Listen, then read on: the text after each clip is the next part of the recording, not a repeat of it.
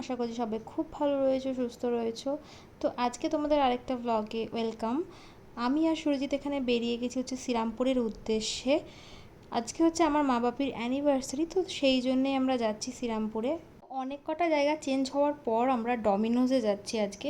ফার্স্টে ভেবেছিলাম ফুডি বাঙালিতে যাব, কিন্তু আমাদের যেহেতু সন্ধেবেলার টাইমটাই বেরোতে পারবো, সেই কারণে আমি আগে কথা বলি যে ওখানে রেস্টুরেন্টে ওদের নিয়ম হচ্ছে থালি পাওয়া যায় না সন্ধেবেলায়, গেলে লাঞ্চ টাইমে যেতে হবে, সেটা আমাদের পসিবল ছিল না। তো সেই কারণে আর যাওয়া হয়নি। তো তারপর ভেবেছিলাম ভূতের রাজায় যাব, সেখানে কনফার্ম করেছিলাম যে সন্ধ্যাবেলায় থালি অ্যাভেলেবেল থাকে, বাট সেই জায়গায় যাওয়া হয়নি। মা বললো যে চলো তাহলে ডমিনোজেই যাওয়া যাক, তাই জন্য আমরা ডমিনোজে যাচ্ছি। আর যাওয়ার পথে একটা মঞ্জেনিস থেকে মা বাপির জন্য কেক নিলাম, আর এখানে সুরজিৎ একটুখানি চিকেনের একটা আইটেম নিয়েছিল। তো খাওয়া দাওয়া কমপ্লিট করে আমরা যাই, আর ততক্ষণে গিয়ে দেখি যে মা বাপি এসে ওয়েট করছে। তো তারপর আমরা ভেতরে গেছিলাম। এবার বলবো যে ডমিনোজে আমাদের সঙ্গে সেদিনকে মানে একদম খুব বাজে এক্সপিরিয়েন্স হয়েছিল। কেন আমি বলছি, আমরা ডমিনোজে পিৎজা খাই, সুতরাং আমাদের ভালো লাগে, তো সেই বেস করেই আমরা গেছিলাম। সেদিনকে ছিল হচ্ছে এক্সট্রিম গরম। তো এখানে আমি সবার ফার্স্টে বলি, আমি এখানে দাঁড়িয়ে অর্ডারটা সিলেক্ট করছিলাম, আর সুরজিৎ আমার কয়েকটা ক্লিপ নিচ্ছিল। তো এখান থেকে দিদিটা এসে বলে যে এখানে ভিডিও নেওয়া যাবে না, কিন্তু এর আগে আমি প্রচুর সবাইকে দেখেছি যে এখানে ভিডিও নেওয়া যায়। তো যাই হোক, তো তারপর যেখানে বসি মানে ডমিনোজের একটাও এসি চলছিল না, একটা সিঙ্গেল শুধু এসি চলছিল, আর সেখানে অলরেডি লোকজন ছিল। আর কি কইছিল এরকম? আমি বলছি ওখানে তো বললো কথাটা যে এখানে ভিডিওটা নেবেন না, এরকম সামনে কে দিল তুমি। আমি বললাম ঠিক আছে। তুমি ওনার সামনে আমি কি বলছো, কি বলছো তুমি যে ও হ্যাঁ আমার আমার করে। আমি বললাম না না, ও ওটা করেনি, আমারটা করছে। তুমি কি বললে, না না আমি ওটা নিয়ে নিচ্ছি। এত সহজ থেকে বলেছে তোমার। হ্যালো, তোমাকে পিজা দেবে না, পিজা এত ঝাল দেবে যে আরো তোর গরম হবে। একটা ঝাল আছে, একটা ঝাল নিচ্ছি, একটাতে সব আছে।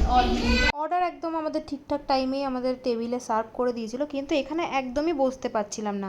তো যার জন্য আমরা একটু ওয়েট করছিলাম। পাশের টেবিলে 4 জনের সিটে 2 জন বসেছিল, সেখানে মানে আমরা ওয়েট করছিলাম যে ওইখানটায় যদি যাওয়া যায়। ওখানে একটু লাইট সেট আপটা ঠিক ছিল, আর এখানে একদম লাইটটাও ঠিক ছিল না। তো মা বাবাকে বললাম যে অপোজিটে বসতে, অন্তত কেকটা আমরা মানে কাট করি। তো কেকটা কাট করার আগে আমি মায়ের জন্য একটা গিফট নিয়েছিলাম, সেটা মাকে আমি দিয়ে দিচ্ছি। আর এখানে বিশ্বাস করো একদমই বসতে পারছিলাম না, যে লোকজন যেহেতু বেশি ছিল, আর যেহেতু একটা এসি চলছিল, আর মানে পেরে উঠছিলাম না। তো ওইখান থেকে আমরা টোটাল 3টে জায়গা চেঞ্জ করেছি। মানে ভাবো, একটা সিট থেকে আমরা 3টে জায়গা চেঞ্জ করে তবে গিয়ে আমরা বসে খেতে পেরেছি। এখানে কিন্তু আমাদের অলরেডি খাওয়া দাওয়া দিয়ে চলে গেছে। তো আমি আবারও কমপ্লেন করি, তখন ওরা বলে, তখন ওরা সব কটা এসির ফটো তুলছিল, তুলে বলছিল তো এগুলো আমাদের পাঠাতে হবে, তবে গিয়ে তারা ঠিক করতে পারবে, আদারওয়াইজ আমাদের হাতে কোনো কিছু নেই। তো সেখানে তো আর দেখলাম যে বলে কিছু হচ্ছে না, ওই জন্য আমরা আর কিছু বলিনি। তো এখানে মাকে গিফটটা দিয়েছিলাম, আর মায়ের ভীষণ পছন্দ হয়েছিল। অ্যাকচুয়ালি এটা হচ্ছে তোমার ল্যামিনেশন পলা, এর আগে সুরজিৎ আমাকে দিয়েছিল, তো সেটা দেখে মায়ের খুব পছন্দ হয়েছিল। তো আমি ভেবেইছিলাম সেই দিনকে যে মাকে আমি একটা গিফট করব, তো সেটাই আমি গিফট করেছি। দেখো, ওই টেবিল থেকে কিন্তু আমরা মানে 8 জনের যে সিট ছিল, সেই টেবিল থেকে আমরা উঠে পাশের টেবিলে এসেছিলাম। এই টেবিলে যারা বসেছিল মানে কি বলবো, একটা পিৎজা নিয়ে মনে হয় 1 ঘন্টা ধরে খেয়েছে। তো যাই হোক, তো তারা উঠে যাওয়ার পর আমরা এখানে কেকটা কাটি। তো আমরা কিন্তু এই টেবিলেও বসবো না, কারণ আমরা পাচ্ছিলাম না বসতে। ভাবো, এইটার পাশের টেবিলে ছিল হচ্ছে তোমার এসিটা একদম সামনে ছিল, তাতেও আমাদের গরম লাগছিলো, কি যেহেতু লোকজন অনেক বেশি ছিল।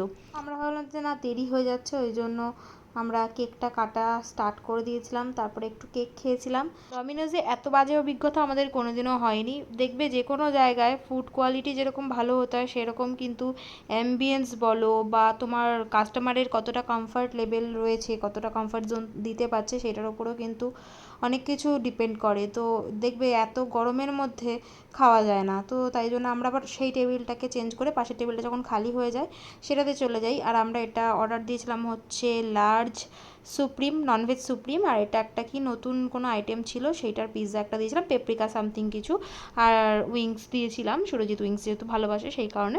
তো তারপরে আমরা খাওয়া দাওয়াটা স্টার্ট করি। খেতে আমাদের সত্যিই ভালো লাগে, পিৎজা আমারও ফেভারিট, আমার মায়ের সবচেয়ে বেশি ফেভারিট, সেই কারণেই যাওয়া। আমার ইচ্ছা ছিল হচ্ছে ফুডি বাঙালিতে খাওয়ানোর মাকে, যেহেতু নতুন রেস্টুরেন্ট খুলেছে, সবাই চেনো হয়তো, যারা জানো না তাদের বলে দিই, শেওড়াফুলিতে ফুডি বাঙালি বলে একটা রেস্টুরেন্ট হয়েছে, মানে বাঙালিয়ানা খাবার পাওয়া যায়। আমার ওই জায়গাটা যাওয়ার খুব ইচ্ছা ছিল, কারণ মা বাবাকে ওইরকমভাবে থালি কখনো আমি সেই অর্থে কোনো রেস্টুরেন্টে খাওয়াতে পারিনি। ভূতের রাজাতে অনেক দিন ধরে ভেবেছিলাম যাব, কিন্তু মানে গিয়ে ওঠা হয়নি, মানে আমি গেছি দুবার কিন্তু মা বাপির যাওয়া হয়নি, সেই কারণে তো ভেবেছি ওটাও কোনো না কোনো একদিন গিয়ে খাইয়ে নিয়ে আসবো। আর এখানে তো দেখো খাওয়া দাওয়া চলছে, অনেক গল্প চলছে। দিদিকে ভীষণ মিস করছিলাম, কারণ মা বাবার অ্যানিভার্সারি অলওয়েজ আমরা চারজনে একসাথেই কাটাই, মানে কাটাতাম এর আগে। দিদি যেহেতু এখন থাকে না এখানে, সেই কারণে খুব মিস করছিলাম ওকে, সেই সময় একটু ভিডিও কলও করেছিলাম। এবার দেখো তারপরে কি হয়েছিল, আমার মা যথারীতি একটা কোল্ড ড্রিঙ্কস নিয়েছিল, বাইরে যখন দাঁড়িয়েছিল তখন একটা কোল্ড ড্রিঙ্কস কিনেছিল, তো সেটা ছিল মায়ের সাথে। এবার আমি ডমিনোজে সবাই জানো যে ছোট ছোট গ্লাস পাওয়া যায় জল খাওয়ার জন্য, তো আমি ওখানে একটা গ্লাস চাইতে গেছিলাম, একটা না চারটেই চাইতে গেছিলাম। তো আমাকে মেয়েটা ডাইরেক্ট মুখের ওপর বলছে যে বাইরে থেকে কিন্তু কোল্ড ড্রিঙ্কস অ্যালাও না। আমি বললাম আমি জানি বাইরে থেকে কোল্ড ড্রিঙ্কস অ্যালাও না, কিন্তু জলটাও কি খাওয়া যায় না, জলটাও তো খাওয়া যায়। বলছে হ্যাঁ জল খেতে পারবেন কিন্তু কোল্ড ড্রিঙ্কস অ্যালাও না। আমার তখন একটু হাসিই পেয়েছিল যে বাইরে বাড়ির থেকে তুমি জল ক্যারি করে এনে খেতে পারো, কিন্তু কোল্ড ড্রিঙ্কস তুমি খেতে পারবে না, যেহেতু ওদের ওটা সেলিং মানে প্রোডাক্ট। তো সেই কারণে তো আমি সেখানে কিছু বলিনি। এক তো ওখানে এসি চলছিল না, আমার প্রচণ্ড মাথা গরম ছিল। যাই হোক, সেই সবকে সাইডে রেখে আমরা আমাদের দিনটাকে খুব ভালোভাবে এনজয় করেছি, খুব ভালো কেটেছিল সেদিনকে। বাইরে ভেবেছিলাম বেরিয়ে আইসক্রিম খাবো, কিন্তু একটাও আইসক্রিমের সামনে দোকান ছিল না, তাই জন্য খেতে পারিনি। তো মা বাবাকে টোটোতে তুলে আমরা বাড়ি চলে এসেছি। তো দেখা হচ্ছে নেক্সট ভিডিওতে।